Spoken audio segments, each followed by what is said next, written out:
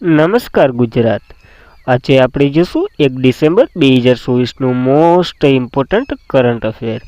તે પહેલાં ખાસ કરીને ચેનલ ઉપર નવા હોય તો ચેનલને સબસ્ક્રાઈબ કરી લેવી, વિડીયો પસંદ આવે તો લાઈક કરવો અને તમારા મિત્રો સુધી શેર પણ કરવો। તો ચલીએ આજનો ક્લાસ શરૂ કરીએ આપણે। તો ભારતમાં એવિએશન સેફ્ટી અવેરનેસ વીક 2024 ક્યારે મનાવવામાં આવ્યો? તો 25 થી 29 નવેમ્બરના રોજ આ વીક મનાવવામાં આવે છે ભારતમાં। તો ભારતમાં એવિએશન સેફ્ટી અવેરનેસ વીક 2024 25 નવેમ્બરથી 29 નવેમ્બર સુધી મનાવવામાં આવશે। તો ખાસ માહિતી યાદ રાખવી। અને આ તો કે એરપોર્ટ ઓથોરિટી ઓફ ઇન્ડિયાના તેના તમામ એરપોર્ટ અને એર નેવિગેશન સેવાઓના સ્થળોએ 25 થી 29 નવેમ્બર દરમિયાન એવિએશન સેફ્ટી અવેરનેસ વીક 2024નું અવલોકન કરી રહ્યું છે। અને આ પહેલ તો કે ઉડ્ડયન સુરક્ષાને પ્રોત્સાહન આપવા માટે ભારતમાં અઠવાડિયાની પ્રવૃત્તિ સમાવેશ કરવામાં આવ્યો છે। તો ખાસ કરીને આ માહિતી યાદ રાખવી। ભારતમાં એવિએશન સેફ્ટી અવેરનેસ વીક 2024 25 નવેમ્બરથી 29 નવેમ્બર 2024 દરમિયાન ઉજવવામાં આવ્યો છે। તો યાદ રાખવી આ માહિતી।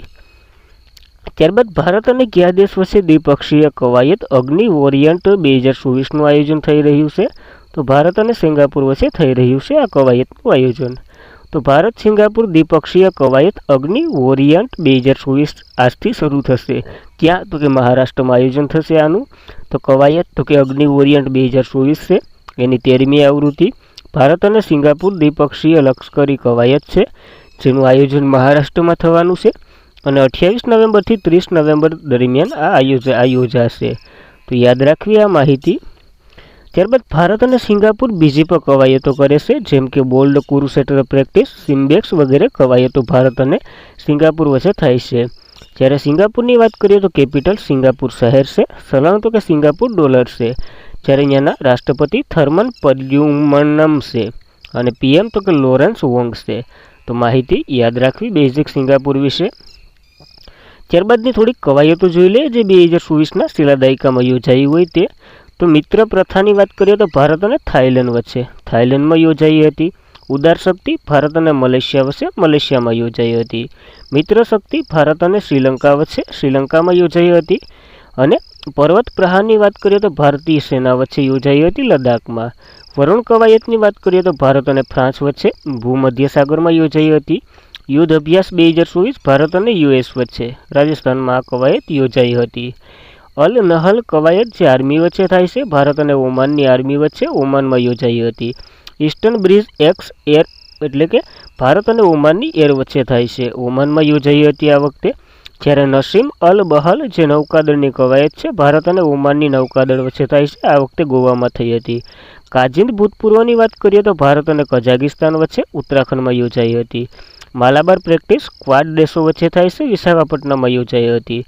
આઈબિસ્માર જે ભારત, બ્રાઝિલ અને સાઉથ આફ્રિકા ત્રણેય વચ્ચે થાય છે। આઈએનએસ તલવારે ભારત તરફથી ભાગ લીધો હતો, દક્ષિણ આફ્રિકામાં આ યોજાઈ હતી કવાયત।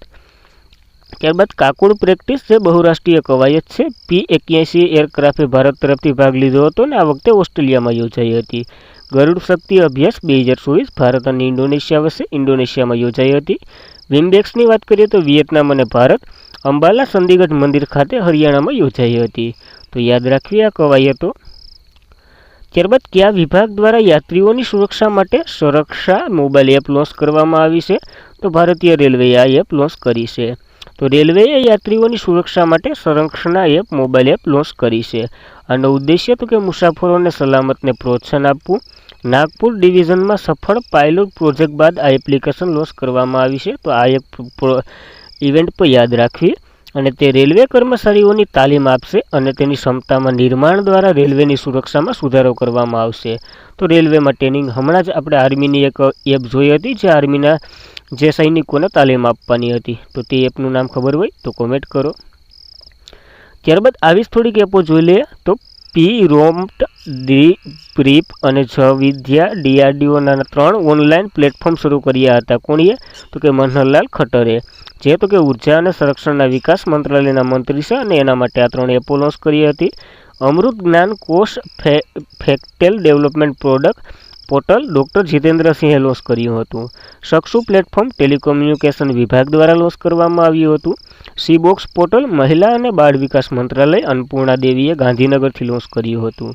જ્યારે મે દિવસ પ્લેટફોર્મ લોન્ચ થયું હતું મેડિકલ ડિવાઇસ ઇન્ફોર્મેશન સિસ્ટમ માટે. વર્લ્ડ હેલ્થ ઓર્ગેનાઇઝેશને આને લોન્ચ કર્યું હતું. તો યાદ રાખવા આ પ્લેટફોર્મો પર. ત્યારબાદ પીએમ મોદી 9 ડિસેમ્બર ક્યાં રાઇઝિંગ રાજસ્થાન ગ્લોબલ સમિટનું ઉદ્ઘાટન કરશે? તો આ જયપુર ખાતે આ ઇવેન્ટ થવાની છે. તો પીએમ મોદી 9 ડિસેમ્બર જયપુરમાં રાઇઝિંગ રાજસ્થાન ગ્લોબલ સમિટનું ઉદ્ઘાટન કરશે. અને વડાપ્રધાન નરેન્દ્ર મોદી 9 ડિસેમ્બર જયપુરમાં રાઇઝિંગ રાજસ્થાન ગ્લોબલ સમિટનું ઉદ્ઘાટન કરશે. એ તો કે 9 થી 11 ડિસેમ્બર 2024 દરમિયાન આનું આયોજન થવાનું છે. મુખ્યમંત્રી તો કે ભજનલાલ શર્મા રાજસ્થાનના મુખ્યમંત્રી છે.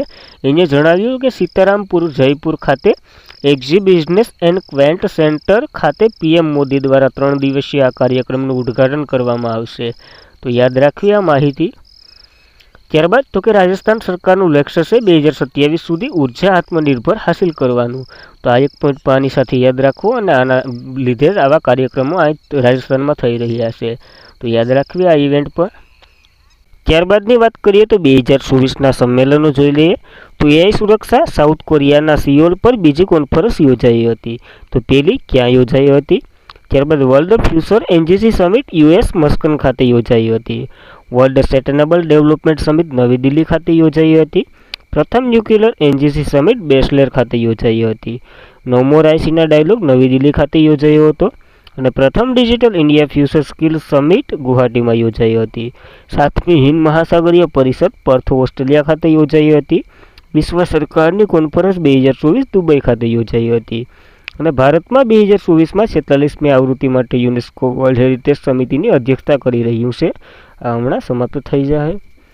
ત્યારબાદ ગાંધીનગરમાં vibrant Gujarat global tech show યોજાયો હતો. ફરીદાબાદમાં 9મો આંતરરાષ્ટ્રીય વિજ્ઞાન મહોત્સવ યોજાયો હતો. નાસિકમાં 27મો રાષ્ટ્રીય વિજ્ઞાન મહોત્સવ યોજાયો હતો. અને પ્રથમ ભારતીય સ્ટીલ બોઇલર એક્સપો ગુવાહાટીમાં યોજાયો હતો. કૃષિ અર્થશાસ્ત્રીઓની 32મી આંતરરાષ્ટ્રીય પરિષદ 2024 નવી દિલ્હીમાં યોજાઈ હતી.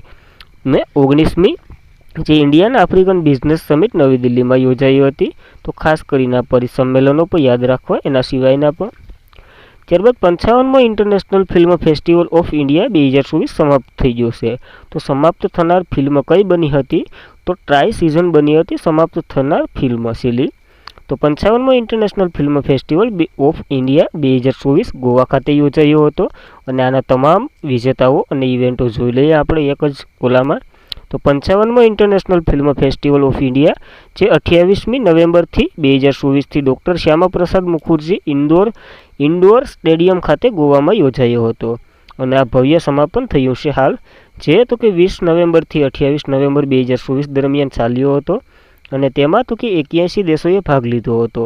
અને એમની 180 આંતરરાષ્ટ્રીય ફિલ્મો બતાવવામાં આવી હતી. આમાં ફોકસ કન્ટ્રી તરીકે ઓસ્ટ્રેલિયા હતું. અને આશુતોષ ગોરવરીકરને આંતરરાષ્ટ્રીય જ્યુરીના અધ્યક્ષ બનાવવામાં આવ્યા હતા આ જ ઇવેન્ટમાં. ત્યારબાદ શેખર કપૂરને તો કે જે ફિલ્મ ફેસ્ટિવલના 55મી અને 56મી આવૃત્તિ માટે ડિરેક્ટર તરીકે નિયુક્ત કરવામાં આવ્યા છે. અને આની થીમ તો કે યંગ ફિલ્મસ્ટ ધ ફ્યુચર ઇન નાવ પર કેન્દ્રિત હતી. જ્યારે શ્રેષ્ઠ ફિલ્મ માટે પ્રતિષ્ઠિત ગોલ્ડન પીકોક એવોર્ડ લુથિયનની ફિલ્મ છે ટોકિન્સ એને આપવામાં આવ્યો છે. અને આનું નિર્દેશક તો કે સાઉર બ્લુવેન્ટીએ કર્યું છે. તો ખાસ કરીને આ મોસ્ટ આઈએમપી આપણા માટે એવોર્ડની શરૂઆત થઈ ગઈ છે. ત્યારબાદ ઉદ્ઘાટન ફિલ્મ ઓસ્ટ્રેલિયાના માઇકલ રેસન જે બેટરમેન હતી એ ફિલ્મથી કર્યું હતું. અને સમાપન ફિલ્મ ડ્રાય સિઝન આપણે જોઈએ જ. વિજેતાઓની યાદીની વાત કરીએ અન્યની તો કે સત્યજીત રે લાઈફટાઈમ અચીવમેન્ટ એવોર્ડ તો કે ઓસ્ટ્રેલિયાના ડિરેક્ટર ફિલિપ્સ નોયલને મળ્યો છે. આના વિશે આપણે અગાઉ પણ માહિતી લઈ ચૂક્યા હતા. ભારતના film personality of the year ભારતીય સિનેમાના અસાધારણ યોગદાન બદલ અભિનેતા વિકાસ મેસીને એનાયત કરવામાં આવ્યો છે. તો આ ભારતીય છે તો યાદ જ રાખવાના હોય. ત્યારબાદ શ્રેષ્ઠ feature film silver peacock the new year that નેકમ કમ રોમાન્ટિક એવોર્ડ તો કે બોગદાર મુસેરના દ્વારા નિર્દેશક એક ફિલ્મ છે રોમાન્સ એને આપવામાં આવ્યો છે આ ન્યૂ યર ધ નેવલકમને. ત્યારબાદ શ્રેષ્ઠ અભિનેતા જે પુરુષ માટે સિલ્વર પીકોક એવોર્ડ તો કે ક્લાઇમેટ ફેલો જે ફ્રાન્સના છે એને ફ્રેન્ચ ફિલ્મ હોલી કાઉન્ટના માટે આપવામાં આવ્યો છે.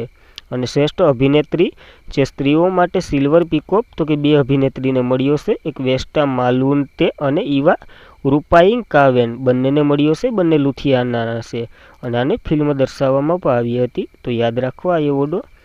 તો ભારતીય ફીચર ફિલ્મનો પ્રથમ શ્રેષ્ઠ ડેબ્યુ ડાયરેક્ટરનો એવોર્ડ આ પ્રથમ વખત આપવામાં આવ્યો છે 55મી આવૃત્તિમાં, જે ગોવા ખાતે એ પણ મળ્યો કોને તો નવજ્યોત બાદીવાડાને મળ્યો છે, જે મરાઠી ફિલ્મ એની ધરંત ગણપતિના દિગ્દર્શક છે એને મળ્યો છે. ત્યારબાદ ICFT યુનેસ્કોનું ગાંધી મેડલ. આ એવોર્ડ તો કે શાંતિ અને સહિષ્ણુતા સંવાદ પ્રોત્સાહનને આપતી ફિલ્મો માટે આપવામાં આવે છે. તે તો કે સ્વીડનના લેવાન આફિક દ્વારા નિર્દેશક કોસિંગ ફિલ્મને મળ્યો છે. અને શ્રેષ્ઠ વેબ સિરીઝ OTT પ્લેટફોર્મ ઉપર આ એવોર્ડ તો કે લેમ્પનને મળ્યો છે, જે સોની વિલ પર છે, એટલે સોની લાઈવ પર છે અને નિપુર ધર્માંદ્રિકા દ્વારા આ નિર્દેશક કરેલી ફિલ્મ છે. તો યાદ રાખવા આ એવોર્ડો પણ. આ બધા જ એવોર્ડો આવી ગયા છે આમાં જ.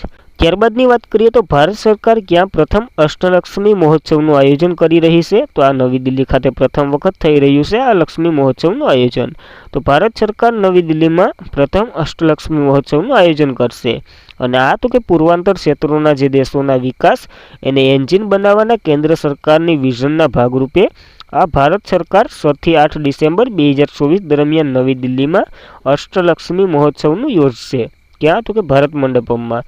અને ઉદ્ઘાટન તો કે જ્યોતિરાદિત્ય સિંધિયા દ્વારા કરવામાં આવ્યું છે. તો આ કઈ મંત્રાલયના મંત્રી છે તમારે કોમેન્ટ કરવાનું છે. જે તો કે 29 નવેમ્બર 2024ના રોજ નવી દિલ્હીમાં મોસ્કેટ આનો માસ્કોટો રાખવામાં આવ્યો છે. પૂર્વી જે એક છોકરીનું નામ અથવા તો છોકરી છે એના નામ ઉપર આનું નામ રાખવામાં આવ્યું છે માસ્કોટ તરીકે. ત્યારબાદ આ પૂર્વાંચલના રાજ્ય છે. અષ્ટલક્ષ્મી તમને થોડુંક યાદ આવતું હોય, આપણે એક ખેલો ઇવેન્ટ ગેમ યોજાઈ હતી, એનો માસ્કોટ પણ હતો. તો કઈ ગેમ હતી એ તમારે કોમેન્ટ કરવાનું છે. આસામની વાત કરીએ તો તેમનું કેપિટલ દિસપુર છે. અરુણાચલ પ્રદેશનું ઈટાનગર છે. સિક્કિમનું ગંગટોક છે.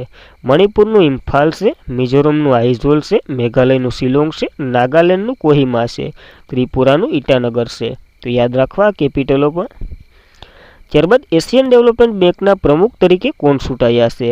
તો માસાતો કાંડા ચૂંટાયા છે. આ એક જાપાની વ્યક્તિ છે એ ચૂંટાયા છે.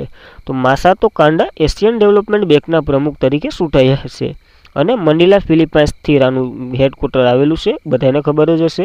Asian development bank board of governors સર્વસમિતિના માસાતો કાંડાને એશિયન ડેવલપમેન્ટ બેંકના 11મા પ્રમુખ તરીકે ચૂંટ્યા છે. તો યાદ રાખવી આ માહિતી. જ્યારે પહેલા પ્રમુખ કોણ હતા? તો કે આની પહેલાં કોણ હતા? તો કે માનસાન્તુંગ આશાકાવા હતા, જે આની પહેલાંના પ્રમુખ હતા.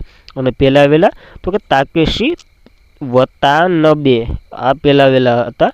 તો યાદ રાખવા, ખાલી નવા યાદ રાખજો, આ બધી તો બહુ વધી જશે. ત્યારબાદ એશિયન ડેવલપમેન્ટ બેંકની વાત કરીએ તો તેમની રચના 1966માં થઈ હતી. સભ્ય દેશો 69 છે અને 69મું છેલ્લું બન્યું હતું ઇઝરાયલ. આમાં ડખાઈ હાલી રહ્યા છે, તમને ખબર છે. મુખ્ય મથક મનીલા ફિલિપાઇન્સમાં આવેલું છે. તો યાદ રાખવું. આના જ અંતર્ગત આપણે એક લોન લીધી છે, એને મંજૂરી આપી દીધી છે. તો ભારતીય બાગાએ આરોગ્ય વધારવા માટે 98 મિલિયન એશિયન ડેવલપમેન્ટ બેંકની લોનને તો આને મંજૂરી આપી દીધી છે. તો એટલા માટે આપણા માટે IMP ગણાય. જે ભારતીય એશિયન ડેવલપમેન્ટ બેંક જે પાસેથી છોડની આરોગ્યનો વ્યવસાય પરને પ્રોત્સાહન આપવા માટે, જે બાગાયતી ઉત્પાદનને વધારવા માટે 98 મિલિયનની લોનને મેળવી છે અને આને આજે જ મંજૂરી આપી છે. એટલા માટે આ બે પોઈન્ટ સાથે લઈ લીધા. અને આ પહેલ તો કે ભારત સરકારના આત્મનિર્ભર ક્લિક પાન પ્રોગ્રામ અંતર્ગત સુરેખિત કરવામાં આવી છે. તો યાદ રાખવા બંને પોઈન્ટો. ત્યારબાદ વર્ષની ઓછી ઉંમરના બાળકો માટે સોશિયલ મીડિયા પર પ્રતિબંધ મૂકનારનો કાયદો કયા દેશે પારિત કરી ચૂક્યો છે? તો ઓપ્શન સી ઓસ્ટ્રેલિયાએ પારિત કરી ચૂક્યો છે આ કાયદો. આના વિશે આપણે જાહેરાત કરી હતી ત્યારે જોયું હતું. હાલ પાછું જોઈ લઈએ. અને કાયદો પારિત કરી દીધો, એનું બિલ બની ગયું. હવે કોઈ પણ 16 વર્ષથી એસેના વ્યક્તિ આમાં લોગિંગ કરશે અથવા તો એની ડેટા મળશે ઓસ્ટ્રેલિયન સરકારને તો એ ગુનાપાત્ર ગણાશે અને એ દંડ પણ ભરવા તૈયાર હશે. તો 16 વર્ષથી ઓછી ઉંમરના બાળકો માટે સોશિયલ મીડિયા પર પ્રતિબંધ મૂકનાર ઓસ્ટ્રેલિયા કાયદો પસાર કર્યો છે અને આ વિશ્વનું પ્રથમ પગલું સામૂહિક તરીકે ઓળખવામાં આવ્યું છે. એટલા માટે યાદ રાખવું. જો સોશિયલ મીડિયા એટલે તમે બધી વાકેફ જ હશો, એ મારે કહેવાની જરૂર નથી. ત્યારબાદ અમિત શાહની વાત કરીએ તો અમિત શાહે કયા રાજ્યમાં DGP અને IGની 59મી અખિલ ભારતીય પરિષદનું ઉદ્ઘાટન કર્યું છે. તો આ ઓડિશાના ભુવનેશ્વર ખાતે ઉદ્ઘાટન કર્યું છે. તો અમિત શાહે ઓડિશામાં ડીજીપી અને આઈજીની 59મી અખિલ ભારતીય પરિષદનું ઉદ્ઘાટન કર્યું છે. અને આ તો કે કેન્દ્રીય ગૃહપ્રધાન અમિત શાહે 29મી નવેમ્બર 2024ના રોજ ઓડિશાના ભુવનેશ્વર એટલે કે અહીંયાનું કેપિટલ હશે એમાં તો કે પોલીસ મહાનિર્દેશક એટલે કે ડાયરેક્ટર જનરલ અને ઇન્સ્પેક્ટર જનરલની 59મી અખિલ ભારતીય પરિષદનું ઉદ્ઘાટન કર્યું છે. અને આનું આયોજન દર વર્ષે ગૃહ મંત્રાલય કરે છે. આનો ઉદ્દેશ્ય તો કે દેશમાં ચાલી રહેલી સમસ્યાનું નિરાકરણ કરવું. તો ખાસ કરીને યાદ રાખવી 59મી અખિલ ભારતીય પરિષદનું ઉદ્ઘાટન ઓડિશાના ભુવનેશ્વરમાં થયું છે. ત્યારબાદ વડાપ્રધાન નરેન્દ્ર મોદી તેમાં હાજરી આપશે અને તમામ સંબોધન કરશે. જે 30મી નવેમ્બર 1 ડિસેમ્બર 2024 દરમિયાન ઇન્ડિયા કોન્ફરન્સ યોજાવાની છે એમાં.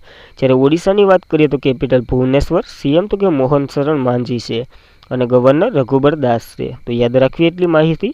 જ્યારે ભુવનેશ્વર આ વખતે બહુ સરસામાં છે 2024માં, કારણ કે 2025નો 18મો પ્રવાસી ભારતીય ત્યાં યોજાવાનો છે. દેશનું પ્રથમ સોખાનું એટીએમ પણ ત્યાં લાગ્યું હતું. ભુવનેશ્વરમાં દેશની પ્રથમ સેસ એકેડેમી પણ ખુલવાની છે અને ભુવનેશ્વર દેશનો પહેલો જે ફાયર પાર્ક ભુવનેશ્વરમાં ખુલવાનો છે. તો યાદ રાખવો, આ ડેટા આધારિત પણ ભુવનેશ્વર પૂછાઈ શકે. ત્યારબાદ સિદ્ધાર્થ કાલે જે ભારતીય કયા ખેલમાંથી નિવૃત્તિ લીધી છે? તો ક્રિકેટના ખેલાડી છે, એને નિવૃત્તિ જાહેર કરી દીધી છે. તો સિદ્ધાર્થ કાલે જે ભારતીય ક્રિકેટમાંથી નિવૃત્તિ લીધી અને તો 34 વર્ષના ફાસ્ટ બોલર સિદ્ધાર્થ કાલેએ જે ભારતીય ક્રિકેટમાંથી નિવૃત્તિ જાહેર કરી છે.